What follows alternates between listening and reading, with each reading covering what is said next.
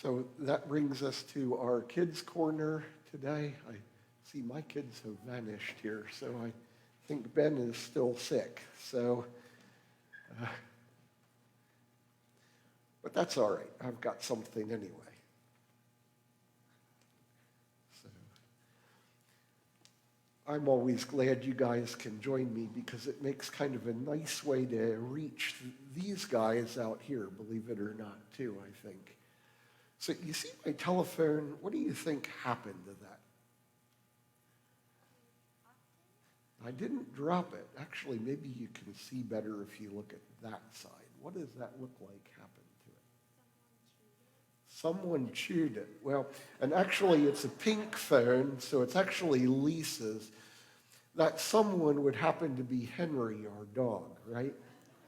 Okay, so what do you think happens if your dog chews up your cell phone, aside from it breaks the screen and it gets all these teeth marks in it, right?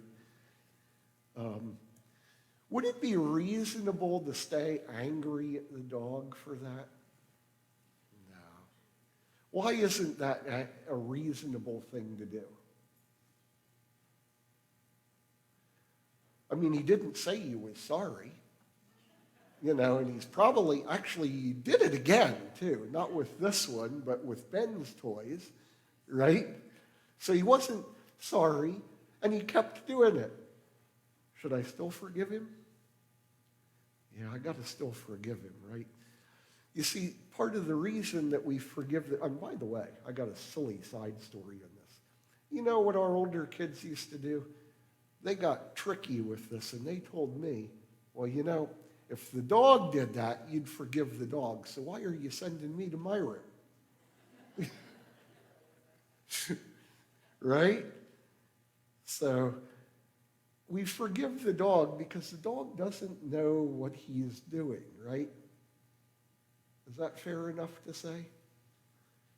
Okay. Now, here's where it can get hard. Do you always know why you do the things that you do? Or does sometimes somebody kind of get under your skin and before you know it, you zing them or something like that? You're looking like that doesn't happen to you. Maybe it's just me. I'm not sure. But see, actually, the Bible says that sometimes we don't even know why we do the things we do. Now, up in Sunday school, you guys are working on the Joseph story, right? And you know what happened to Joseph, right? Like his brothers, what'd they do? What'd they do? Yeah, they sold him into slavery. Was that a very nice thing to do? No. And my bet is that probably they didn't really think all of that through as well as they could have. But what's interesting is Joseph's reaction to this later. Was Joseph really just angry at him for the rest of his life after that? No. What did Joseph actually do and say? Do you remember? Yeah, what's that? He forgave him. And he said something that's kind of interesting in the process. He said, what you guys did to hurt me, what you did for evil, God intended for good. In other words, I think that the takeaway here is that when people do bad things, and getting sold into slavery is probably as bad as it can get. What do you think? I sure wouldn't like that. But I think that we have an opportunity to let God work in those things so that they can become good things. And the harder they are, even the better they can become. How about that? And that's the one I want to talk to the big people about today. All right? So why don't we have at that? So now, while they're making their way back to their seats, I sure can attest to sometimes doing things and not knowing why, especially when I was younger, and I used to refer to this as kind of getting on the highway and accelerating in the passing lane and blowing by all the opportunities to exit that highway, right? And what I'm talking about when I say that is, arguing primarily with Lisa on these things, right? But, so no, even as a pastor, my life hasn't been perfect. I'm so sorry I'm disappointing here. But, even when you realize you're wrong and she's right, you just keep going, Ever been in that place? That's the getting on the highway and blowing by every opportunity to exit story, right? And I'm guilty, or at least I used to be, sometimes of that one.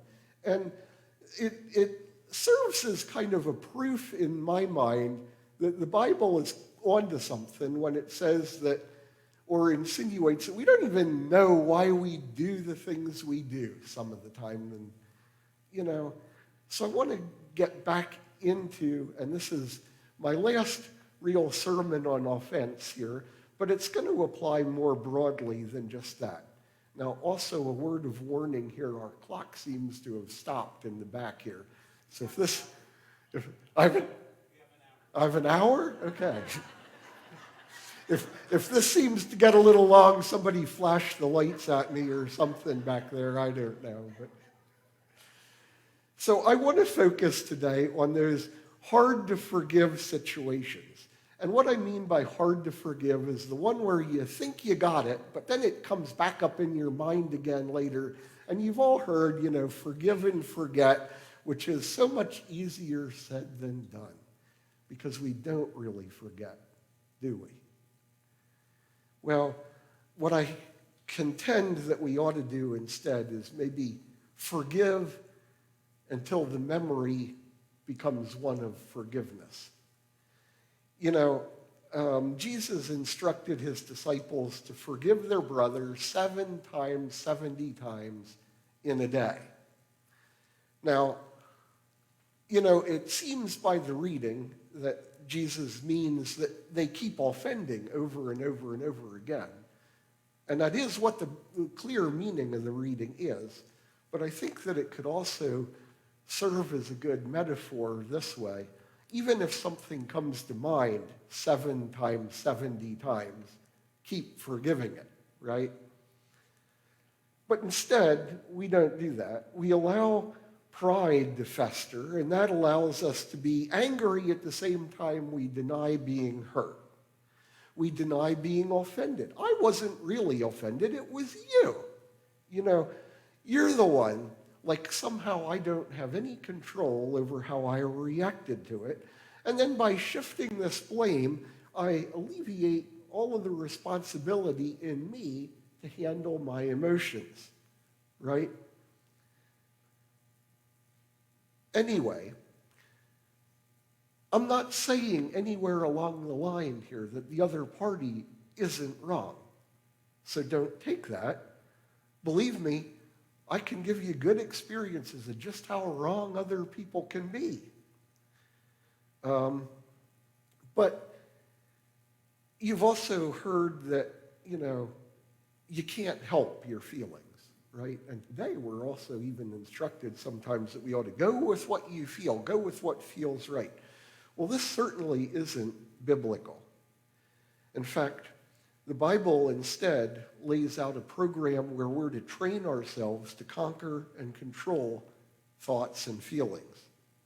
And my wife's analogy on this is kind of like putting the kids in charge of the ice cream box, That's what happens when we put our feelings in control. Yeah, I just want more, and then pretty soon it's gone, right? So I'm saying that we're still responsible for how we handle feelings and offense. And again, I want to be clear when I talk about offense with this. I'm using offense as a bigger analogy here too, because the word in Greek is scandalon, and really what it means is doing something that's going to lead to offense. So it includes being angry with our brothers. It also includes temptation and other things like that. So temptation fits into these categories as well. So, you could definitely build the case that Joseph could have been really perturbed with his brothers for a long time. I mean, the guy spent 5 years in Pharaoh's dungeon, right? That's pretty offensive. By the way, if we don't get rid of those feelings of offense, when we're living in temptation and anger, we put Satan in control of our hearts. The Bible lays out a situation. It actually calls this debuk shayed in the Old Testament, which is Hebrew, and it means that we've been possessed of an evil spirit. We translate it as a demon in English, and I know, I've hit these sermons where I talked about idolatry and witchcraft, and I've said that we've kind of misunderstood these things. If we think we've beaten them in the modern world, they're still here. Now I'm presenting to you demons. How about that? But not the funny-looking sketch of demons. That's a whole other story. Come see me if you want a lesson on that outside of this sermon. It's really actually kind of an interesting subject. But anyway, we allow evil to get a foothold in our heart, and then we begin to work for that evil. Can you not see this in your own life? I know I can. And those times when you wonder where that action that you just did came from, that's probably where. If we don't cast these demons out, they continue to whisper into our ear, and they take a spot in our heart that enables us to do the most awful things.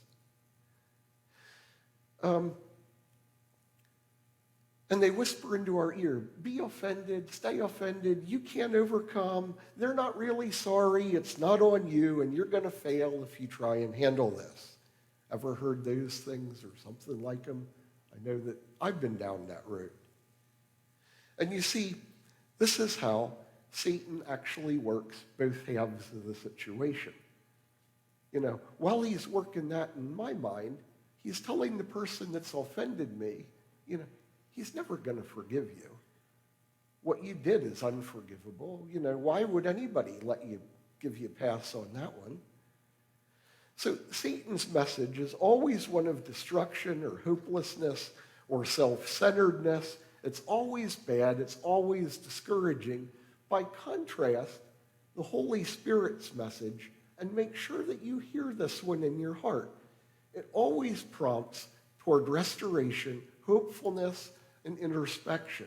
It's good and it's encouraging. So how then do we overcome? And by the way, again, this applies to all of these offenses and temptation. In our reading today, the reading actually prescribes the exercise that we need to go through to build the spiritual oomph to move mountains. It's 2 Corinthians, and the verses are on the weapons that we need in our arsenal are spiritual. Our battle is not a physical battle, it's a spiritual one. These weapons have divine power to demolish strongholds and fortresses, and those strongholds and fortresses are where Satan gets his foothold in our lives. And they are arguments, pretensions, beliefs that set themselves up against the knowledge of God. They're exactly what I just described. You're not going to be forgiven for that. Who would let you? Why should anybody? Or, that person, they're just going to keep doing what they did.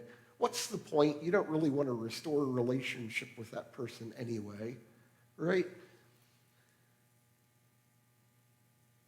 To win this fight, we need to take every thought, that's every feeling and every idea, captive and make it obedient to Christ. When those feelings come into our mind, when those thoughts come into our mind, we're instructed to instead bend that into what Christ would do with it. You're not going to be forgiven? Yes, you are. I'm going to forgive you. I am going to will it to happen just as Christ would do. Why? Because he's the Lord of my life. This battle, and likely the whole war, is fought this way. And it's a kind of good news and bad news thing because it's just the battle. Some days we lose that battle, but there's another battle coming, and the war is not over, and ultimately we win that war. The wisdom from above is first of all pure, then peaceable, gentle, willing to yield. It's full of mercy and good fruits, and without partiality or hypocrisy. That's James 3:7, by the way. In any case, the love of God is the key to the trap. His love in and through you. And by the way, love will not fail, right? We are called to Christ-likeness. This happens in the heart, at the core, in our control center. But in order to get it to happen in our control center, we need to keep the other junk out of the control center. And that's what we do by taking these thoughts captive. So what's the goal then? Is the goal restoration of relationship? Yeah, ideally it is. But, relationship can't always be restored. Some people are dangerous and others are very broken. But it should at least be to let those people know that we don't harbor any animosity toward them, and that as far as we're concerned, they're forgiven and we can move on. And by the way, we must move on, and we will move on sooner or later, but sooner is probably better. I'm not sure. How am I doing with time? Okay, I'm going to skip a story here. Anyway, in Acts 24:16, Luke, who's the author of Acts, actually says that he exercises himself to have a conscious void of offense to God and men. That's actually what I think it means to take these thoughts captive. And we've been warned anyway that certainly offense is going to come. But did you catch in the Beatitudes reading today, Jesus is a prescription for that too. When somebody asks you to walk a mile, offer to walk too. It's hard to take from me if I'm willingly giving to you. This turns this paradigm around in our mind. You're no longer offending me. I'm doing something I'd gladly do for my Lord anyway. I'm helping you. How about that?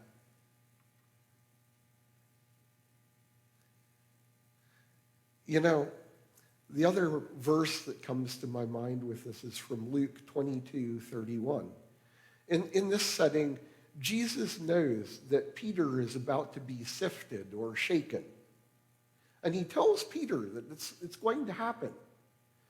But here's what I want you to notice out of this. Jesus doesn't say to Peter, "Oh, I'll save you. Don't worry about it."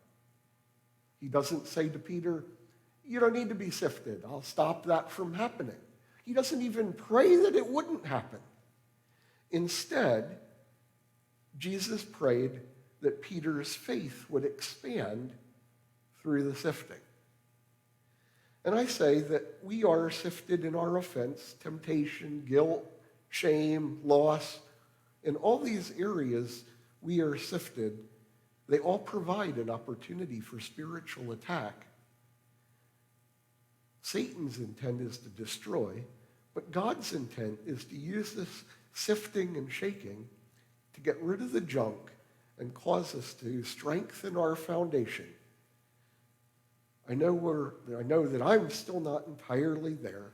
I don't know that we ever all get there. But Lord, get me closer. As James puts it, help me to count it all as joy when I fall into these offenses.